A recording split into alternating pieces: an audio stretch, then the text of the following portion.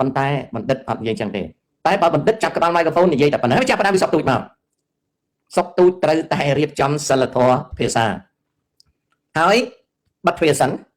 ហើយសមជើងមានន័យថា rehearsal រៀននិយាយគ្នាឲ្យដាក់កាមេរ៉ាឲ្យចាក់មើលថាតើអ្នកប្រាជ្ញមួយដែលចាប់ microphone ហ្នឹងរត់ប៉ុណ្ណឹងគ្នាឬក៏បញ្ចេញមតិអ្នកប្រាជ្ញបើរត់ប៉ុណ្ណឹងគ្នាជាប់គុកអត់អស់នោះជាប់គុកអត់អស់ហ្នឹងពីព្រោះអ្នកដឹកនាំខាងលើស្ដាប់អត់មានពេលស្ដាប់ទេនៅកម្ពុជាសម្បូរមានអ្នកត្រូលលេចកើតជាប់គុកត្រូលលេចកើតជាប់គុកប្រយ័ត្ននាំគ្នាទៅបើករាជបណ្ឌិតសភាកម្ពុជានៅព្រៃសរទាំងអស់ទាំងប្រធានទាំងអីនឹងជាប់គុកទាំងអស់ដោយសារអីពេលនិយាយអត់មានគិតពីអ្នកស្ដាប់ទេគិតទៅពីរត់ប៉ុណ្ណឹងគ្នាឲ្យចុយតម្រាយចាប់ microphone ទុំទាំងអូអីណាណែបណ្ឌិតមិនដូចលោកសង្ឃពេលនៅពោះគេហៅលោកគេថ្វាយគុំតែបើសឹកទៅវិញអត់មានថ្វាយគុំបើបណ្ឌិតទោះបីធ្វើស្រែក៏នៅគេហៅលោកបណ្ឌិតដែរមិនមែនសំដីអ្នកប្រាជ្ញទេ It is not the speech of educated wise men